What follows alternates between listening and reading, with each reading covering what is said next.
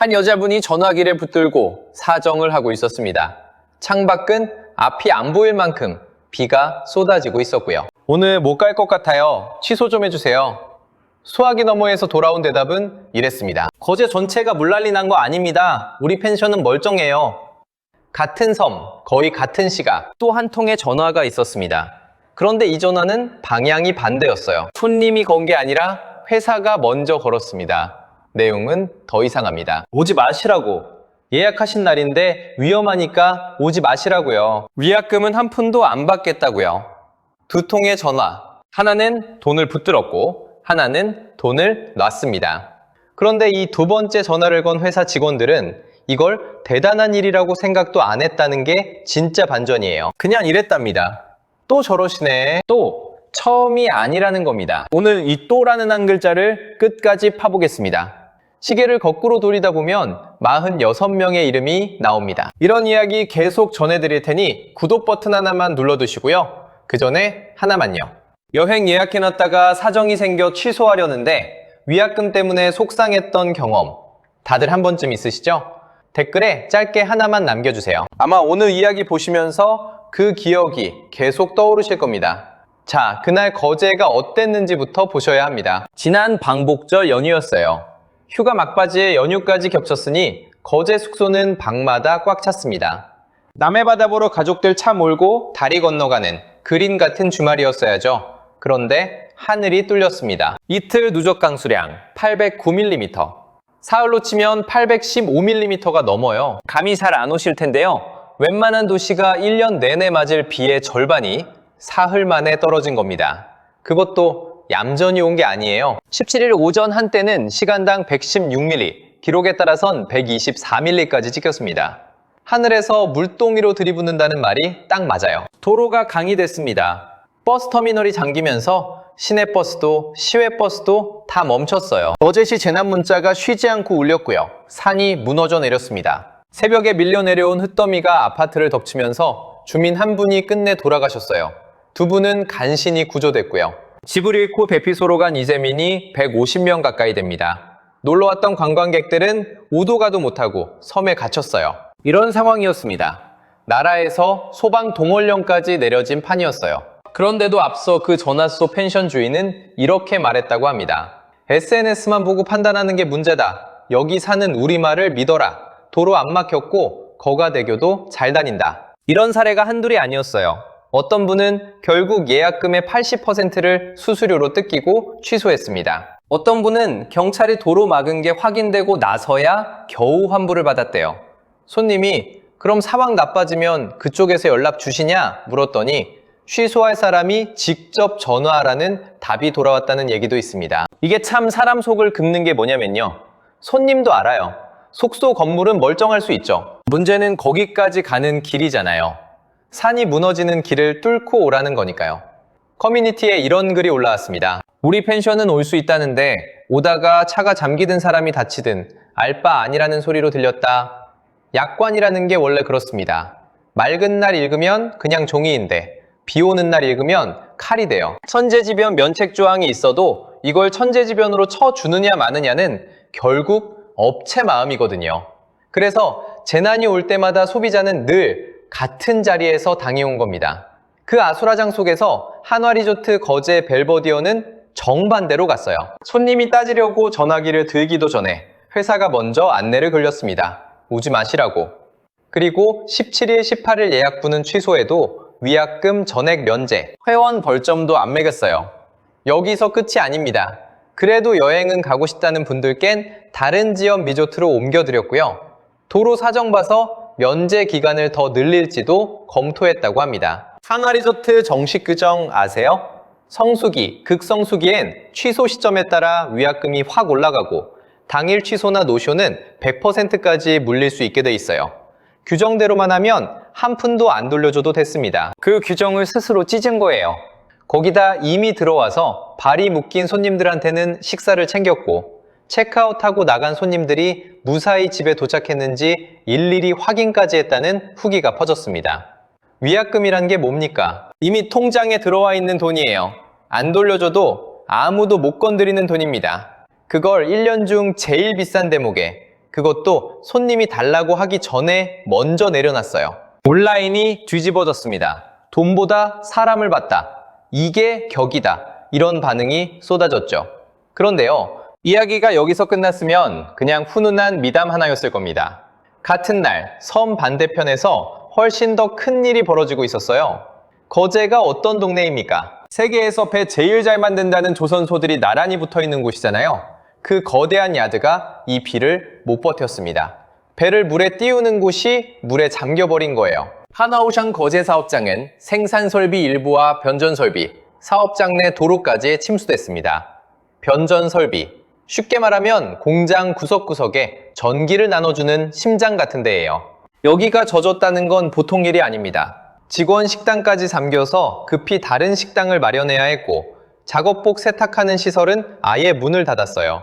여기서 조선소라는 업의 사정을 딱 하나만 아셔야 합니다. 조선소는 날짜와의 전쟁이에요. 수천억짜리 배를 몇 년 뒤 몇 월 며칠까지 넘기겠다고 계약서에 도장 찍고 시작하는 사업입니다. 하루 밀리면 그게 전부 돈으로 돌아와요. 지체보상금이라는 게 있습니다. 약속한 날에 못 지키면 하루 단위로 물어주는 벌금인데, 큰 배는 이게 하루에 수천만 원, 심하면 억 단위까지 갑니다.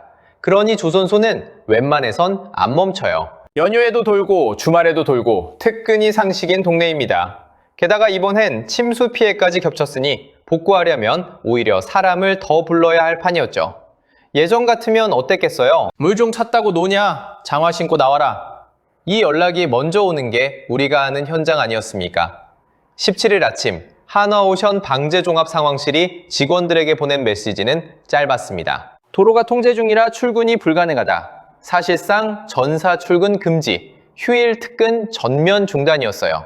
삼성중공업도 특근자들에게 대기하라고 통보했고요. 거제의 양대 조선소가 나란히 멈춰선 겁니다. 새벽 알람에 일어나서 창밖에 퍼붓는 비를 보며 한숨 쉬고 작업복 챙기던 사람이 휴대폰 알림 하나 보고 그대로 이불 속으로 다시 들어가는 장면.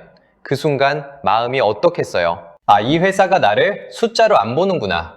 월급 명세서 100장으로도 못 사는 마음이 여기서 생깁니다.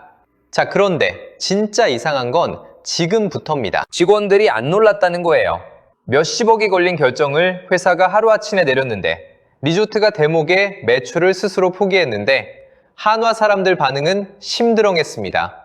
또구나, 회장님 계신 회사가 또 저러시는구나. 이 또가 오늘의 열쇠입니다. 이걸 풀려면 시계를 거꾸로 돌려야 해요. 앞으로 가는 게 아니라 뒤로요. 거제에서 한 칸씩 뒤로 물러나 보겠습니다. 놀라운 건 뒤로 갈수록 이야기가 커진다는 겁니다.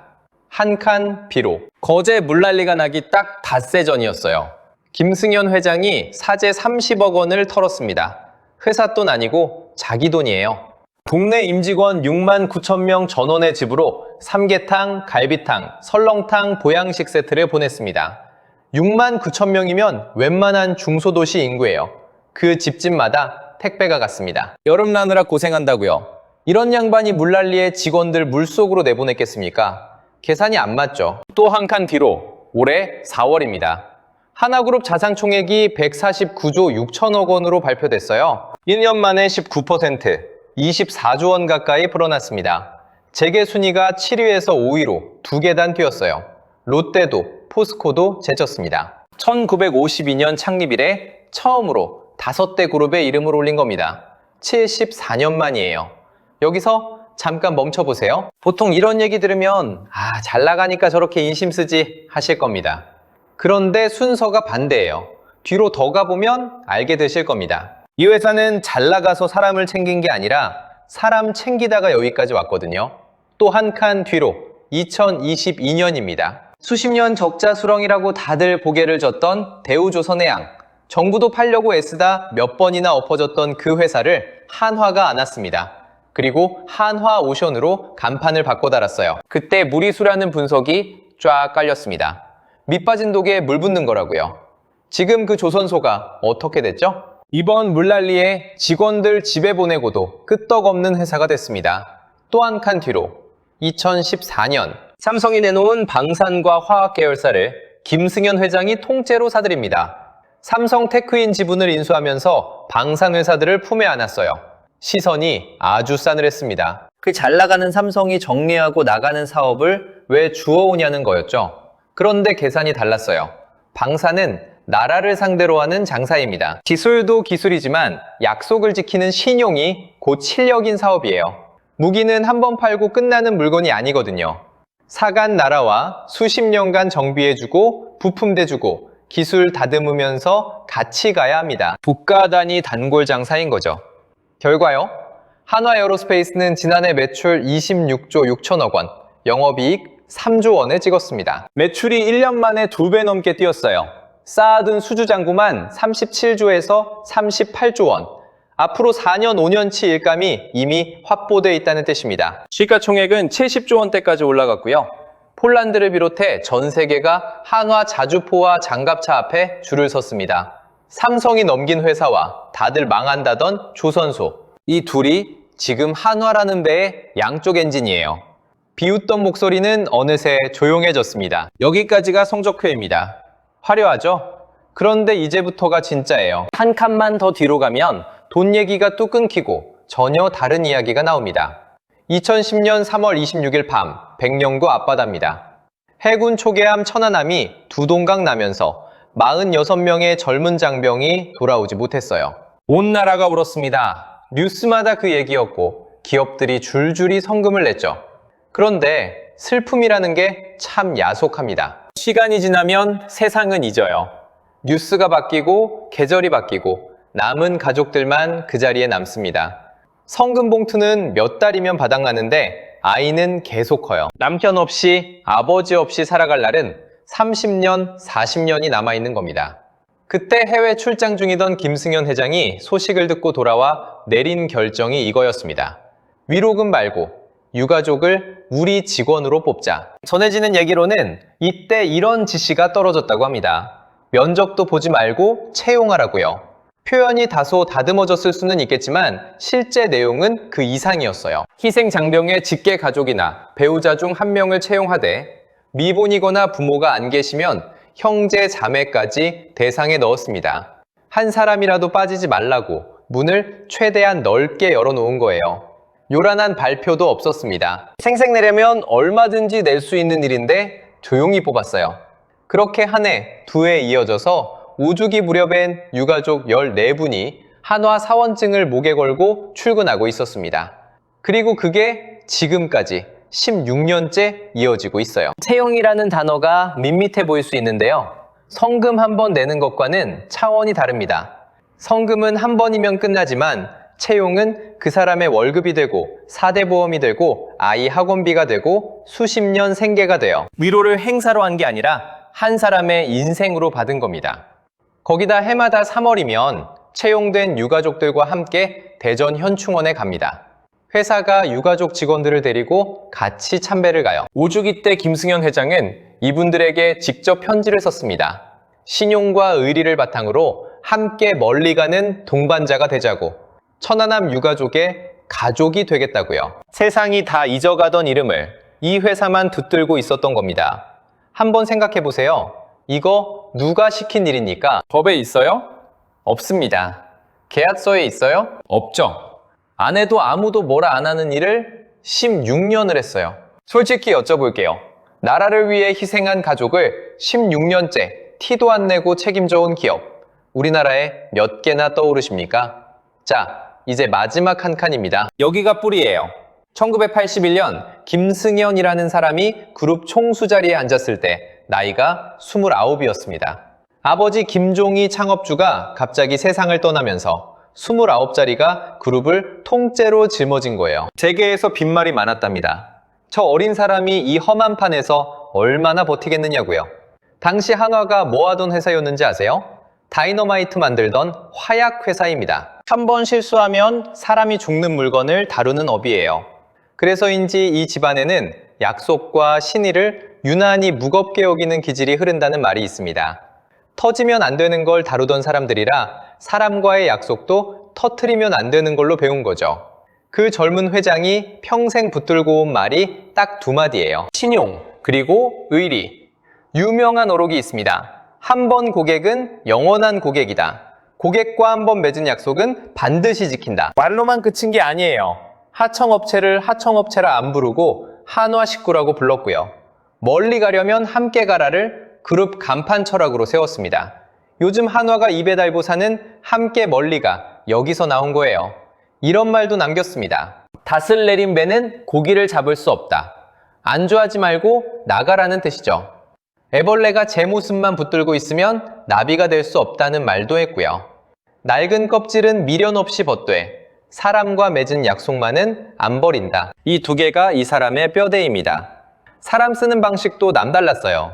90년대에 이미 나이 순서 무시하고 능력만 보고 40대 사장을 앉혔습니다. 줄이 아니라 실력을 보고 한번 믿고 맡기면 끝까지 밀어주는 스타일이죠. 아들 셋을 전부 현역으로 군대 보낸 집안으로도 유명하고요. 회사가 어려워질 때 재계의 정답은 늘 감원이었는데 이 집은 사람 자르는 걸 맨 마지막 카드로 밀어두는 쪽으로 알려져 있습니다. 그래서 한화엔 유독 오래 다닌 직원이 많다는 얘기가 나오는 거예요. 내보냈던 사람을 다시 불러들인 이화까지 회자될 정도니까요. 세상은 오랫동안 코웃음을 쳤습니다. 의리 경영, 그거 낭만이지. 숫자가 지배하는 시대에 사람 챙기다간 회사가 먼저 거덜난다고요. 그런데 이제 우리는 결말을 이미 봤잖아요. 시계를 거꾸로 돌려서 왔으니까요.